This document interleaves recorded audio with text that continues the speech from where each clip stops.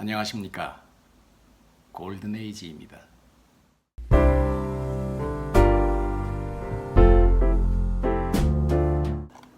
오늘은 변화하는 장래 문화라는 제목으로 말씀을 드리려고 합니다. 여러분은 우리 사회가 고령화 사회라는 것을 잘 알고 계시죠? 전체 인구 중에 65세 이상의 인구가 15%를 넘었다는 뜻입니다. 앞으로 5, 6년 후면 5명 중에 1명은 노인이라고 하는 초고령 사회에 접어듭니다. 그러니까 전체 인구의 65세 이상의 인구가 20%를 넘었다는 얘기입니다. 모두가 이렇게 오래 사는 장수시대. 참 OECD 그 평균 수명보다도 긴 우리 한국인의 평균 수명이 82세가 넘습니다. 지금까지 이런 현상을 우리는 예전에 경험해 보지 못했습니다. 모두가 이렇게 오래 살 줄은 생각하지 못했죠. 모든 것을 처음 경험하고 있는 중입니다. 우리나라의 고령화율이 급격하게 증가하는 것은 낮은 출산율과 수명이 많이 길어진 것으로 설명이 됩니다. 사망자 수에 비해서 출생자 수가 적어지면서 전체 인구가 감소하게 되고 또 이로 인해서 전체 인구에서 고령자가 차지하는 비율이 더욱더 커지게 되었습니다. 우리보다도 먼저 그러니까 24, 5년 전부터 초고령 사회를 살고 있는 일본의 상황을 살펴보면 우리에게 닥칠 여러 가지 변화의 실체를 살펴볼 수가 있습니다. 우리와 매우 유사한 고령화 특성을 보이는 일본은 이미 인구 고령화로 인해서 많은 사회 변화를 겪고 있습니다.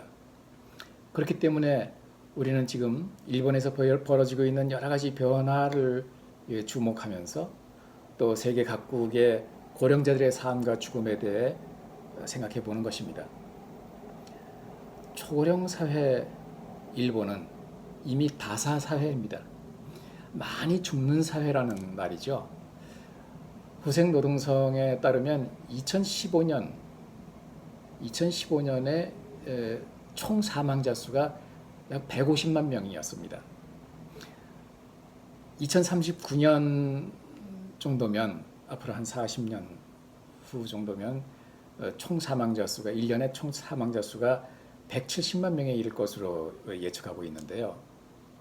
전쟁이라든가 어떤 특별한 사정으로 인해서 사망하는 그런 경우를 제외하고는 30여 년의 그 짧은 기간에 이렇게 사망자 수가 급격히 증가하는 것은 세계적으로도 드문 현상이라고 합니다.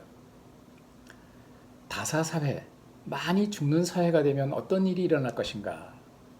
사회복지라든가 노후보장이라든가 의료 분야라든가 많은 곳에서 발생하는 문제가 대단히 심각해지는데요. 특히 그 문제가 표면화되고 있는 것이 장래 문제입니다. 일본 도쿄 도심부에는 소위 장래 난민이 속출하고 있습니다.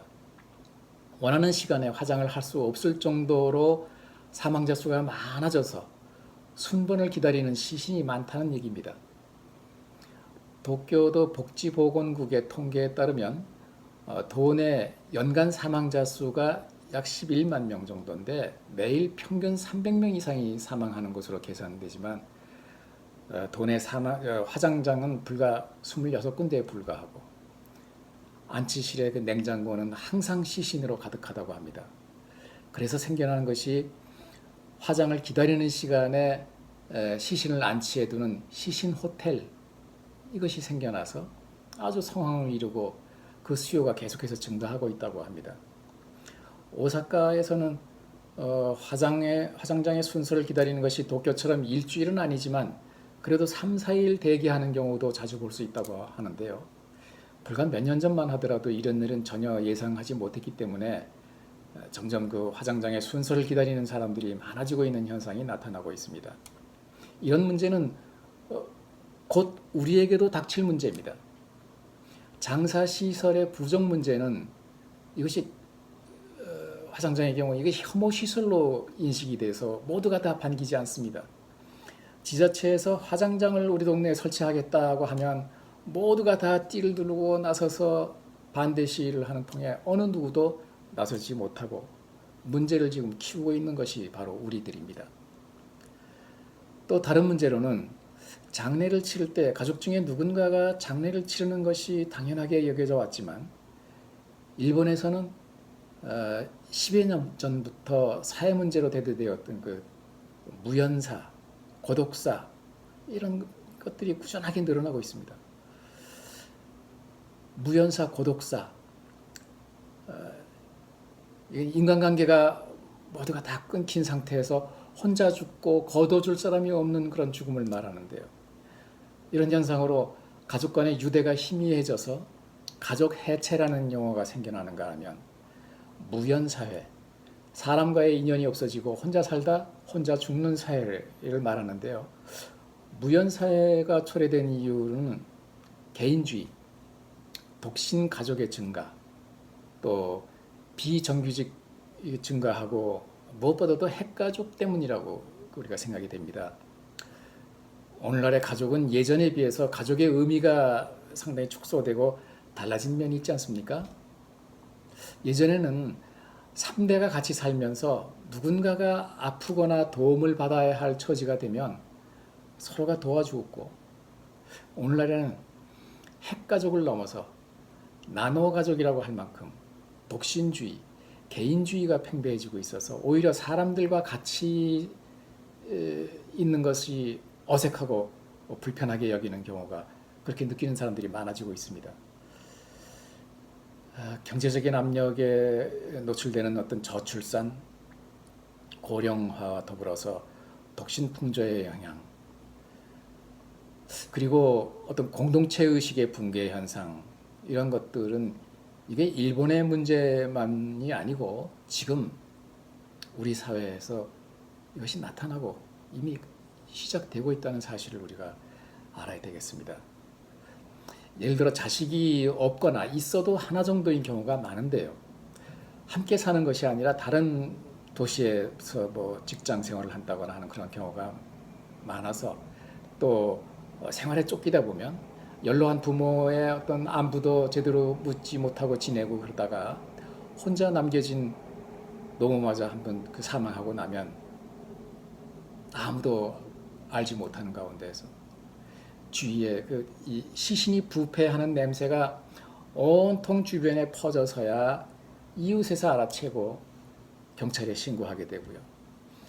경찰이 가족을 찾는 수사를 한 끝에 그 도시에 떨어져 사는 자식에게 통보가 되고, 그때서야 비로소 사망 사실을 알게 된 자식은 앉은 자리에서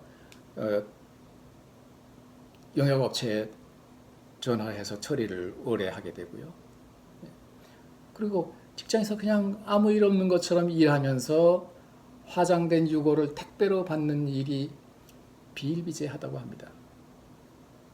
그렇게 직장 때문에 바쁘게 살다가 그 처리돼서 택배로 받은 그 유골을 어떻게 처리해야 할지 모르고 그저 고심하다가 생각해내는 것이 전철의 선반 위에다가 올려놓고 슬그머니 사라지거나 대형 슈퍼마켓 쓰레기통에다 갖다 버리거나 하는 일들이 많아지면서 지자체마다 그 버려진 유골함을 수거해서 보관하는 창고를 운영하고 있는데 그 수를 감당할 수 없어서 고심하고 있다는 내용의 TV 프로그램이 방송될 정도로 우리가 상상하기 힘든 일들이 지금 벌어지고 있습니다.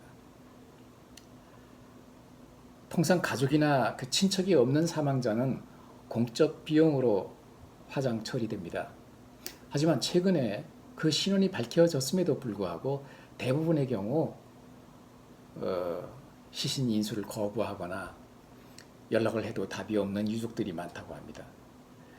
이런 일들은 우리 사회에서 이미 일어나고 있는 일입니다. 결코 남의 일이 아닙니다. 이건 대단히 심각한 문제가 벌어지고 있습니다. 또 하나, 최근 들어서 기존의 장례 형식에 얽매이지 않는 사람들이 늘어나고 있습니다. 빈소가 없는 장례, 직장이라고 하는데요. 지쿠쇼라고 해서 사망하면 24시간 후에 바로 장례식 없이 화장장으로 직행하는 그런 장례를 말합니다. 도쿄의 경우 전체 장례의 30%가 넘는 이 장례가 직장으로 치러지고 있다고 합니다. 이는 경제적인 이유보다도 고령화 사회, 그리고 핵가족화가 심화되고 친척들과도 멀어지고 있는 가정도 많고, 또 종교 간의 어떤 변화, 인연이라든가 관계가 희미해지는 이런 무연화로 인해서 이미 2000년 이후부터 도시지역을 중심으로 해서 꾸준히 증가하고 있는 현상입니다. 일반적으로 고령이 될수록 교류 횟수가 줄어들고, 또 장례식에 참석하는 지인이나 친구들도 줄어들기 때문에 몇 안 되는 가족끼리 조문객도 없는 장례식을 치른다는 것은 의미가 없다고 생각되기 때문입니다. 최근 들어 우리 사회도 조금씩 변화가 시작되고 있습니다. 예전에 비해 조문객의 숫자가 줄어들어 그 대형 장례식의 이 빈소의 크기가 점점 줄어들고 있죠. 소형 빈소가 늘어나고 있습니다. 또 접객실에 다리를 접고 바닥에 앉는 그 좌식에서 신발을 벗지 않고 의자에 앉는 입식으로 바뀌기 시작하는 것을 볼 수가 있죠. 조문객들도 고령화가 되고 있으니 바닥에 앉았다 일어나는 것을 힘들어하는 고령자를 위한 어떤 배려인 것으로 압니다. 이런 변화가 이제 곳곳에 생겨나고 있죠. 또 한식 때라든가 추석 때가 되면 조상의 묘를 찾아 성묘하는 사람으로 참 교통이 마비가 될 정도로 많은 사람들이 성묘했던 것은 예전의 풍경이고, 성묘객의 숫자가 점점 줄어들고 조상의 묘를 돌보지 않는 후손들이 늘어나고 있습니다.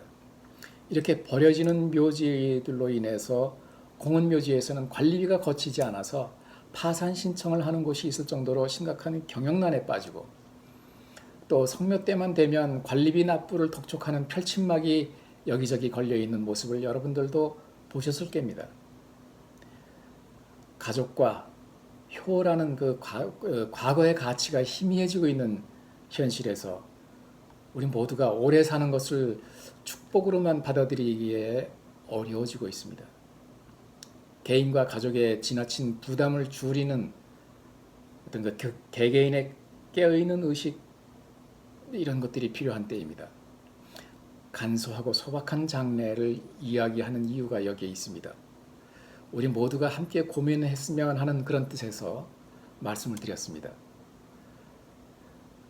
다음 영상에서는 이렇게 변화하는 장례 문화, 다른 나라들, 다른 세계에서는 어떤 현상들이 벌어지고 있는지에 대해서 말씀을 드리겠습니다. 감사합니다.